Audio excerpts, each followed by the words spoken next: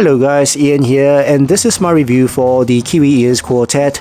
It is a tunable dual dynamic driver, dual balance armature IEM, and its retail price is $109 US. It's available on Linsol's website, so if you guys are interested, do check out the unaffiliated links in the description below. And if you guys already guessed, this video is sponsored by Linsol, so please help me support Linsol by buying from their website if you're really interested, and they will continue to support me and I'll continue to make more videos. Right, so in this video I'm going to go through the accessories, design, build quality, fit and comfort, of course my sound impression. I'll compare it with some other IEMs, and then I'll conclude if this is worth your $109 US or not. And this video will be time-stamped, so please feel free to skip around. Alright, so let's not waste any time. Let's go straight into the accessories. This is the box that it comes in, and it's got some specifications on the side, so let's just quickly go through that. The frequency range is 20 to 20,000 Hertz, the impedance is 32 ohms, and the sensitivity is 110. Right, so that's the box. Inside the box you'll get user guide, a case, a carrying case, a hard shell case, and you know, inside is nice and soft. You can put your IEMs inside, and you get some ear tips. You get three different types of ear tips: the narrow bore, wide bore, and the normal bore. So the narrow bore is more for bass, and you have your normal bore for balanced listening, and the wide bore for more for treble. Right, so that's the ear tips. Very nice ear tips, I like it. And then you have your cable. Now cable is a 4-core cable, twisted cable, and you've got a 3.5 headphone jack, straight type, and then the Y splitter and chin slider, and the ear hooks are nice and soft. This cable is a little bit soft, a little bit too flimsy, and it falls onto itself and it tangles quite easily because it's kind of grippy, grips onto itself. Not a big fan of this cable. Now let's talk about the IEM itself. The IEM, they look pretty and they are gorgeous. Look at the shell. They've got the Kiwiears branding on the faceplate, on the entire shell itself. I think it's 3D printed, and it's got this marble effect on the entire shell. Looks just like one piece of acrylic, or I think it's resin. Now on the top here there are the tuning switches, and you need a kind of a pin to push the switches, something like this. I think Kiwiears forgot to send one to me, but I'm sure you can find one of this kind of pins in your house. So yeah, just push the pin and you change the tuning. Right, so that's the tuning switches.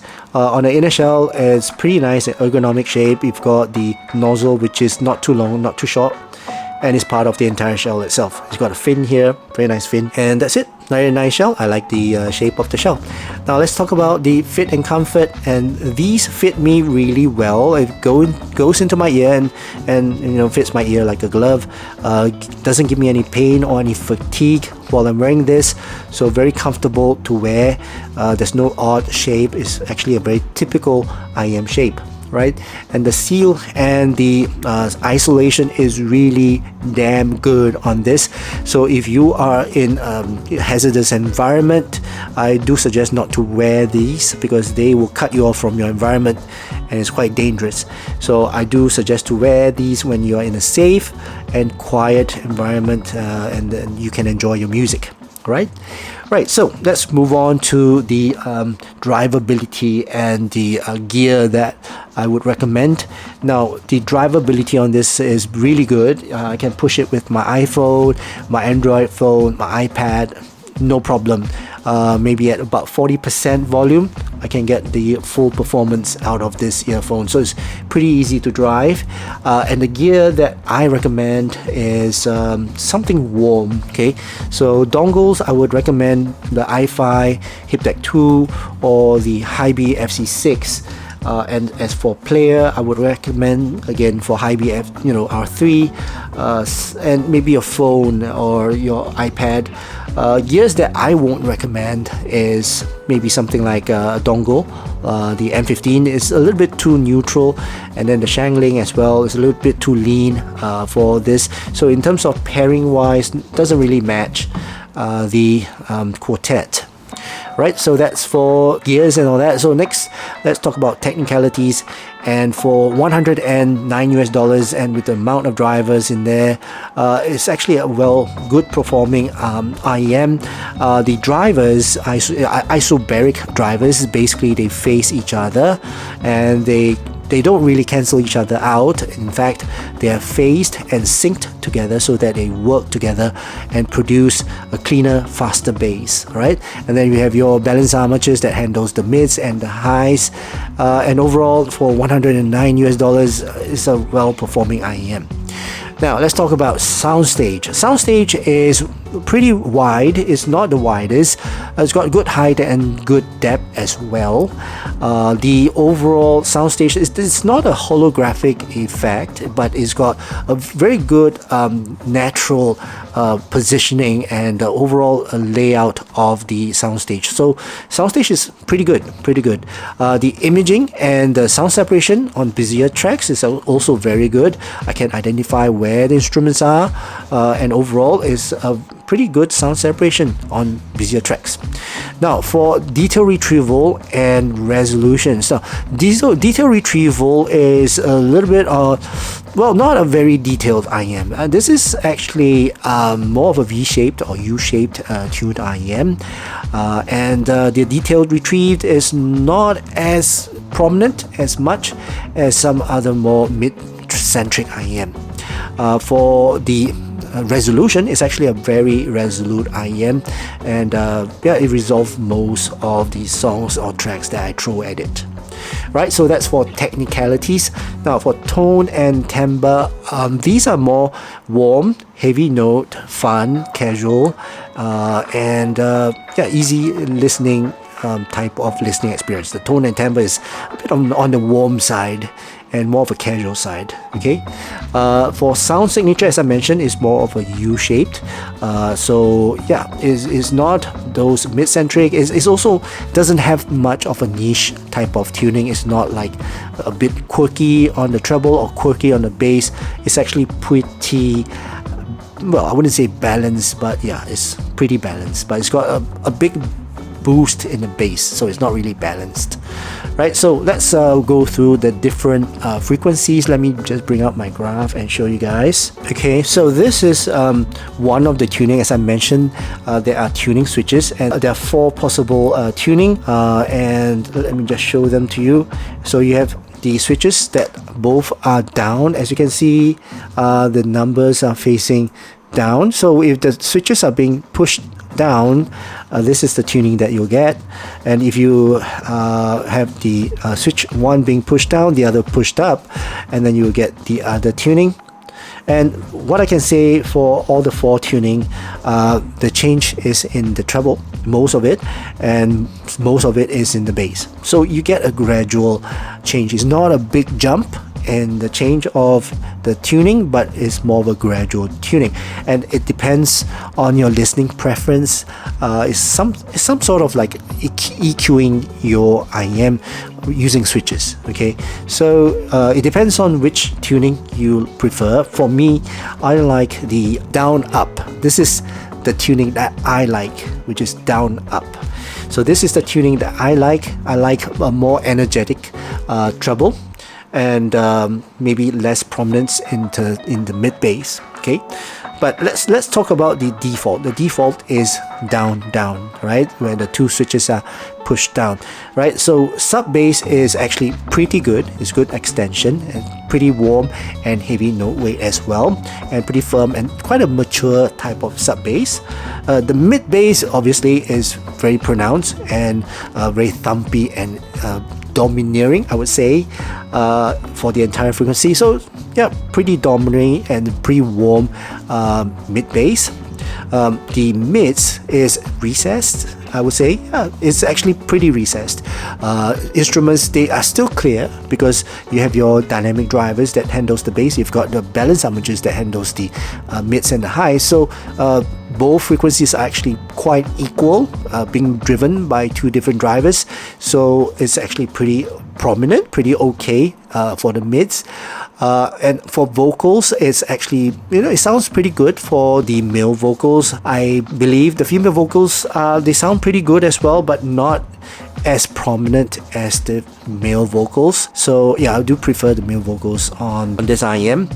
And for the treble is actually pretty, it depends on which tuning. So for treble, for the default tuning, it's pretty okay. It's not a very aggressive treble.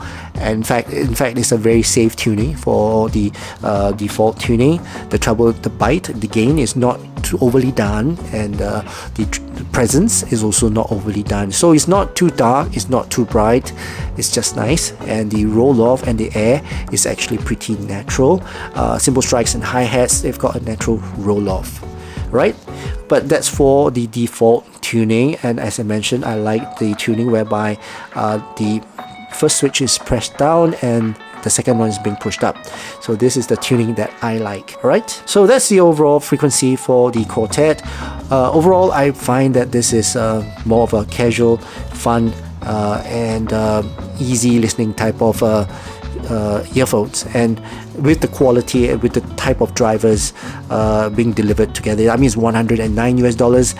There are many IMs that have this type of tuning, but none of them have this type of technicalities when it comes to delivering the sound. So technicalities plays a big part in tuning. Two IMs may have the same tuning, but they may sound very different in terms of soundstage, detail retrieval, and all the technical part of it. Alright, so let's compare this IM with a few other IMs that I have here. I have the Duno Kima Classic and the Legato.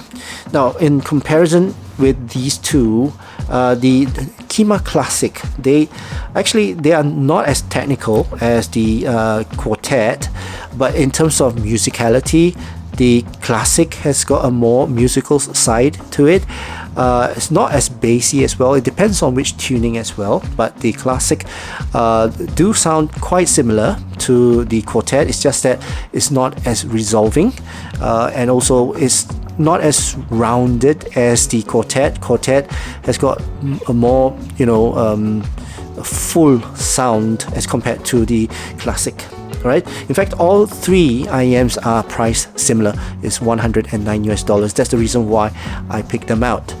And then for the Legato, I think if you guys already know, this is a bass C IM. It's in fact one of the most bassy IM. But the good thing about the Legato is that it's got bass at the same time. It's got clarity in the mids and the treble as well. So that's a good thing about the Legato. Now for the Quartet, in comparison, it's also a bit more resolving than the Legato, and in terms of treble, it sounds a bit cleaner than the Legato. Legato does have good treble, but the Quartet sounds a bit cleaner and a bit more natural than the Legato. And overall soundstage, this has got a bit wider, a bit cleaner soundstage as compared to the Legato, right? So if you ask me, the Quartet is somewhere in between these two, right? This is very musical. This one is also very musical, but in terms of the balance, this is quite warm. It's not so bassy, but it's got a more matured sound. As for the Legato has got a lot of bass, and the Quartet is somewhere in between. It does not have so much bass, it does not have so much musicality. It's got a bit more technical capabilities to it. At the same time, it sounds just like these two, right? So that's the comparison with the Classic and the Legato, and that also concludes my overall review and impression of this Kiwiears Quartet. Right, so let's conclude. Basically $109 US. Those of you who likes to listen to pop songs, hip hop, R&B, metal, right? Metal and trance and techno, right? So with those genre of music, this is actually a pretty good performing IEM for those genre of music, and for classical, jazz, orchestras. Jazz maybe, yeah, but classical orchestras, this is almost there, but it's not really. It's a bit too warm for classical and a bit too bassy for orchestras for me. Alright, so that concludes my overall review for this Kiwiears Quartet. I hope you guys enjoyed watching this video, and if you did, please give this video a thumbs up, and also please don't forget to subscribe to my channel. Alright, so that's it for now. I hope you guys have a great day ahead, and I'll see you again in my next video. Cheers.